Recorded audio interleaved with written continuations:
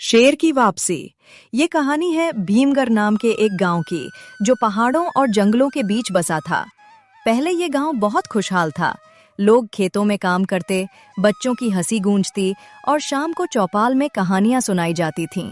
मगर कुछ साल पहले एक शेर आया था, इतना खतरनाक, इतना चालाक कि गांव के सबसे बहादुर शिकारी को भी उसने चीर डाला था। लोगों ने नाम दिया काला सिंह।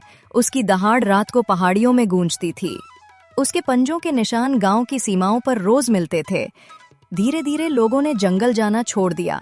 कुछ परिवार डर के मारे गांव तक छोड़ गए। फिर एक दिन गांव में एक बुजुर्ग बाबा आए। उन्होंने कहा, मैंने उस शेर को बंद कर दिया है, अब वो कभी वापस नहीं आएगा।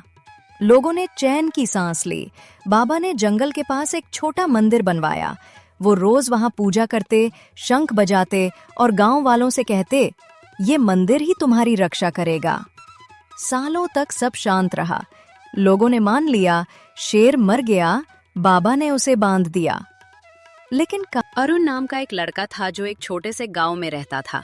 वो अपनी दादी के साथ एक मिट्टी के घर में रहता था। उसके माता पिता एक बाढ़ में बचपन में ही गुजर गए थे। अरुण बहुत ही दयालु और समझदार लड़का था। वो हमेशा दूसरों की मदद करने के लिए तैयार रहता था। लेकिन उसके पास एक बहुत बड़ी समस्या थी। उसके पास पहनने के लिए ढंग के जूते नहीं थे। वो नंगे पैर स्कूल जाता और खेतों में काम करता। उसके पैरों में कांटे चुभते, छाले पड़ते, लेकिन वो कभी शिकायत नहीं करता।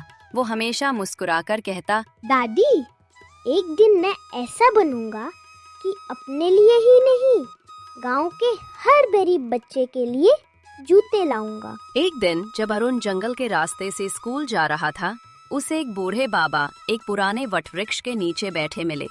बाबा के पैर कीचड़ से भरे थे और वो बहुत थके हुए लग रहे थे।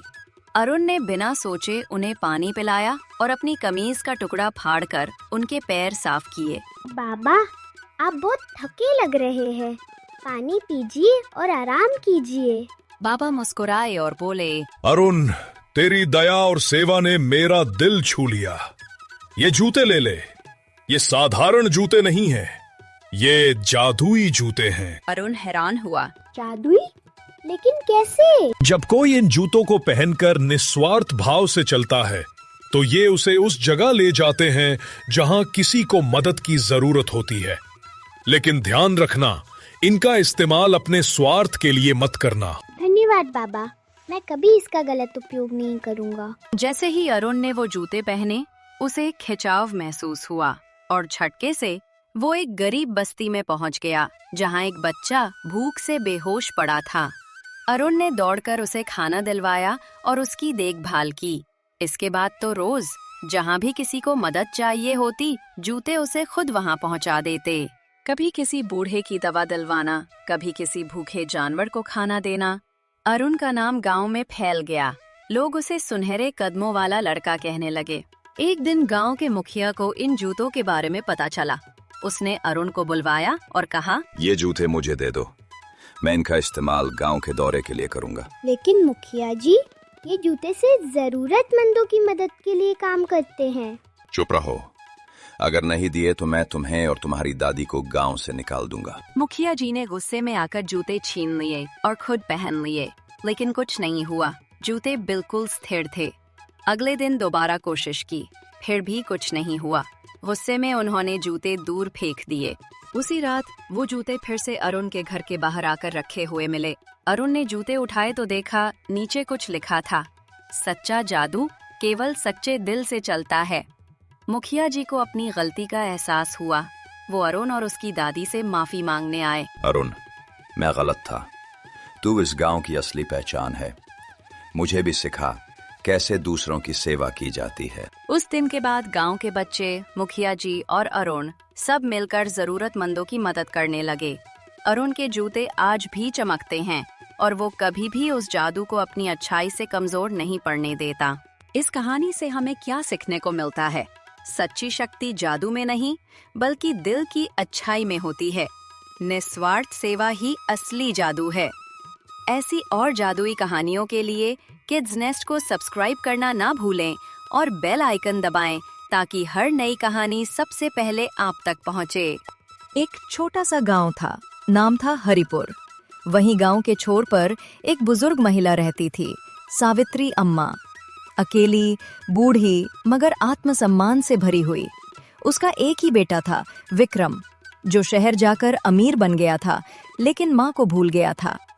हर दिन सावित्री अम्मा अपने टूटे झोपड़े में बैठकर बेटे के लौटने का इंतजार करती। मेरा बेटा मुझे लेने जरूर आएगा, वो हर रोज यही दोहराती। पर गांव वाले जानते थे कि विक्रम अब एक बड़ा बिल्डर बन चुका था और अब अपनी माँ से कन्नी काट रहा था। एक दिन गांव में एक अफवाह फैलती है, बड़ा शहर वाला बिल्डर विक्रम अब अपने गांव में रिजॉर्ट बनाने आ रहा है और गांव की जमीन खरीदने लगा है। गांव के मुखिया जी, जो विक्रम के पुराने दोस्त थे, उनसे पूछते हैं, अरे विक्रम, अब तू अपने ही गांव को बेचने पर तुला है। मुखिया जी, बिजनेस बिजनेस होता है, गांव घर नहीं देखता। ये जमीनें अब मेरे रिजॉर्ट की होंगी। मुखिया चुप हो जाते हैं, पर उनके मन में सवाल उठता है, क्या वो अपनी माँ की जमीन भी खरीदना चाहेगा? अगले दिन सावित्री अम्मा के झोपड़े के सामने एक बड़ी गाड़ी रुकती है। दरवाजा खुलता है और विक्रम बाहर निकलता है। चमचमाते कपड़े, चमकता चेहरा, लेकिन आंखों में कोई भाव नहीं। अम्मा, ये जमीन मुझे दे दो, मैं यहाँ कुछ बड़ा बनाना चाहता हूँ। बेटा, ये जमीन तेरे बापू की आखिरी निशानी है और इसमें तूने बचपन में पहला कदम रखा था। माँ, इमोशनल मत बनो, ये सब बेकार की बातें हैं।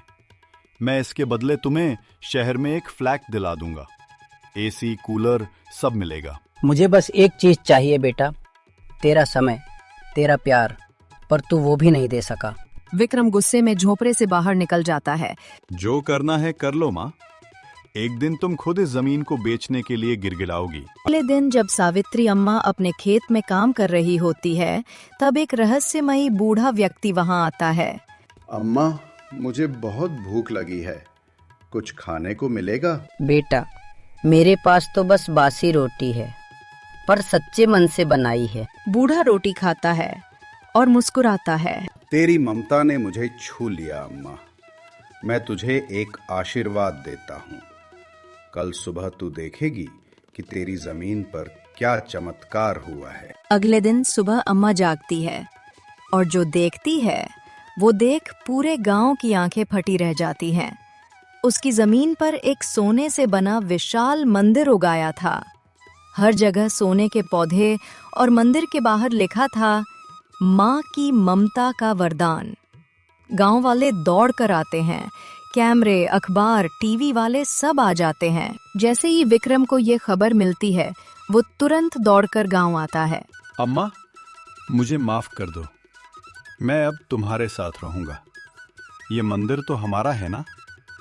नहीं बेटा, ये मंदिर अब सिर्फ उन लोगों का है जो ममता और सेवा को समझते हैं। तेरी नीयत अब भी साफ नहीं है और इस मंदिर का दरवाजा तेरे लिए हमेशा बंद रहेगा। जैसे ही विक्रम मंदिर को छूता है, एक जोर की बिजली गिरती है और विक्रम वहीं बेहोश हो जाता है। गांव का मुखिया मंदिर के सामने आकर कहता है, जो माँ को छोड़ता है किस्मत भी उसे छोड़ देती है, और जो ममता का सम्मान करता है चमत्कार उसका स्वागत करते हैं। अब सावित्री अम्मा गांव की सबसे सम्मानित महिला बन चुकी थी। गांव का हर बच्चा उसे मंदिर वाली माँ कहकर पुकारता, और वो मंदिर आज भी गांव में खड़ा है और हर साल हजारों लोग वहां मन्नतें मांगने आते हैं। माँ कभी बोझ नहीं होती। माँ की ममता को मत आजमाओ, वो चाहे झोपड़ी में रहे या महल में, उसकी गोद ही सबसे बड़ी जन्नत होती है। एक बार की बात है, एक गांव में राजू नाम का एक गरीब लड़का रहता था। एक दिन उसे रास्ते में चलते हुए एक चमकता हुआ पर्स मिला। पर्स के अंदर बहुत सारे पैसे और एक पहचान पत्र था। राजू बहुत गरीब था, उसके पास पहनने को अच्छे कपड़े भी नहीं थे, लेकिन फिर भी उसने वो पर्स पुलिस स्टेशन में जाकर जमा कर दिया। थोड़ी ही देर में पर्स का मालिक वहां आया और राजू को देखकर बहुत खुश हुआ। उसने कहा, बेटा, तुमने अगर चाहा होता तो ये पैसे रख सकते थे, लेकिन तुमने ईमानदारी दिखाई। उस आदमी ने राजू की पढ़ाई का पूरा खर्च उठाने का वादा किया। बाद में राजू बड़ा होकर एक अफसर बना। सीख: ईमानदारी हमेशा जीतती है। भले ही शुरुआत में उसका इनाम न मिले, लेकिन वक्त जरूर बदलता है।